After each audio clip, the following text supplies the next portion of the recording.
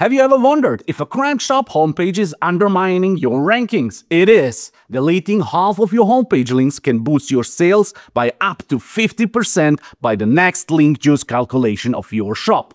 Google's link juice calculation starts at the homepage. Fewer links mean better rankings for the linked categories and products. You'll learn how to delete unnecessary links and funnel link juice exactly where it matters, using a lesser-known SEO component. In my 23 years of doing SEO, I watched countless online stores undermine their own rankings by overloading their homepages. Here's how you can clean up your shop homepage and become the hero of the year. Almost all backlinks of an online store are aimed at the domain, and hopefully your online store homepage is set as the default page of your domain. In that case, all the external link juice is allocated to your homepage. Depending on the amount and quality of your backlinks, Google calculates a metric they use to call PageRank. It is a metric from 0 to 10 indicating how much link juice a domain has. Popular SEO tools try to replicate that metric and call it, for example, authority score in SEMrush or domain rating in Ahrefs. Every tool has its own metric, but they are usually a number from 0 to 100. Take that number as an estimation and don't take it too seriously. Link juice is distributed in a pyramid form, from the top, which is your shop homepage, down to categories, subcategories, sub-subcategories, and so on, all the way down to your products, filter pages, etc. Usually, URLs farther from the homepage get less link juice, and links in the menu get a lot of link juice because a menu is displayed on every URL of an online store. We already talked about link juice distribution. The only thing you now need to remember is that lower categories, especially those not displayed in a menu, get just a fraction of the link juice, and products get just a little bit of link juice on average. But let's start on the top. Your top-level categories, so-called level 1 categories, are always in the menu, and your menu is on the homepage. So, if your homepage has 100 links, each linked item gets 1% of the link juice. If you have 200 links, it gets only 0.5%. And if you have 300 links on it, each category gets only 0.33% of the link juice, and so on. So, if you reduce the number of links on your homepage, you strengthen every remaining link. And the most important links on your homepage are those pointing to categories. The question is, what deserves to stay on the homepage and what should be removed? Here's the shocking fact. Usually more than half of the links on your homepage should be deleted. And by deleting them, you double the strength of the remaining links. This means that the rankings of the remaining link URLs will increase and bring more sales. That sounds easy, and it is. But most SEOs never do this important step and instead waste their time optimizing vanity metrics like Core Web Vitals. So, how many links on a homepage are too many? It depends. It depends on the mentioned authority score of your online store. If the online store has an authority score of around 30, it can be considered a low authority domain. If the authority score is around 50, it is a mid-authority domain. And everything above 70 is considered a high authority domain. If you multiply the authority score by 5, you get the recommended max internal link count. For most low authority domains, it's around 150 links. 250 for mid-authority domains and 350 for high-authority domains. Everything above that is too much, and every second invested in the homepage cleanup will have a great impact. Here are a few examples of online stores, their authority scores, and the insane amount of links they have on their homepage. Feel free to pause the video, take a look at their homepages, and try to find out where most of those links are pointing to. Just remember, the Googlebot considers only HTML links in the pre-rendered version of your homepage as links and gives them link juice, calculating it only for them. So, in PHP-based CMSs, all links in forms with so-called PRG masks and JavaScript links don't count. In JavaScript framework-based shops, only HTML links in the server-side rendered version are considered. All others are left out.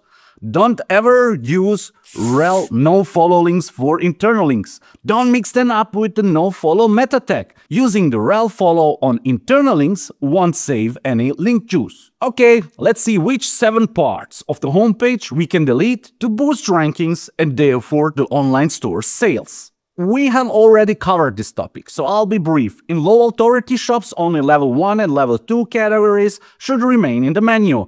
Everything else needs to go. In mid-authority shops, the same is the case, but some level 3 exceptions can be made, or just the most important level 3 categories should be put in the menu. Look at the menu of EdenBrothers.com, which has more than 150 links in just one category of its menu. They have 1,147 links from the homepage and consider everything important, which can be true. This often happens in high authority shops too. They should stop at level 3 categories and maybe add some mega important level 4 categories. And that's it. But most don't listen. Take a look at DIY.com, where they do exactly that. And now look at their organic traffic estimation graph. Impressive, isn't it? Want that too? Then do everything you are going to learn in this video. Every link which can be removed is a step towards growth, which you'll see in the next issue. If you see a video in the shop header or a big slider with more than 3 slides, you can be sure that this company has some huge issues. Besides having a huge influence on page speed, those headers don't get many clicks, don't bring more sales, and most of the time are completely useless if you look at the numbers. But if you ask department heads and category managers, they'll insist these are the most important things in an online store. Your task is to remove it completely or at least limit the maximum number of slides to 3 and forbid using videos in it. If you can manage to design them so images take less space and load faster, do it. The main argument is that fewer than 1% of visitors click on them, and they almost never bring sales. Extensive studies show that. If you don't believe it, do your own click tracking research. This might not sound like much, but remember, every link counts, especially in the next type of slider. Product sliders are very popular because the online store can rent them out to big brands, along with homepage banners. Brands love to waste their money on those. They love to insert as many products as possible into them. Therefore, we often see arrows on the left and right of product sliders, sometimes hiding 20, 30 or even 50 linked products. Guess what? Users click only on those they see without clicking on the arrows. A really small percentage of homepage visitors click on the arrows. Everyone wastes money with them. Your job is to get the arrows removed. By doing that, you remove a huge amount of links for every product slider, strengthening more important categories. On average, you'll find 4 product sliders, sometimes even up to 10. And that's because online store managers also add their own useless product sliders. The only slider that makes sense in every shop is the bestseller product slider, especially if the product name has a significant search volume. Think of products that can be compared in popularity to a PlayStation or iPhone, taking into consideration the shop's niche. Product sliders also have another big issue. Product boxes often have 2, 3 or even 4 links in them. Usually, the image and the product title have a separate link. Then there's an Add to Cart button and very frequently an Add to Wishlist heart icon. The whole box should be one link to the product page. That's it. These are called unified product boxes. So if a slider has 20 products and each product box has 4 links, you have 80 links in just one product slider. If you leave only 4 products and create unified product boxes, you save your homepage from 76 links for each product slider. If you have 5 product sliders and do the same for each, you save 380 links. It's amazing how much potential is hidden in just a few elements.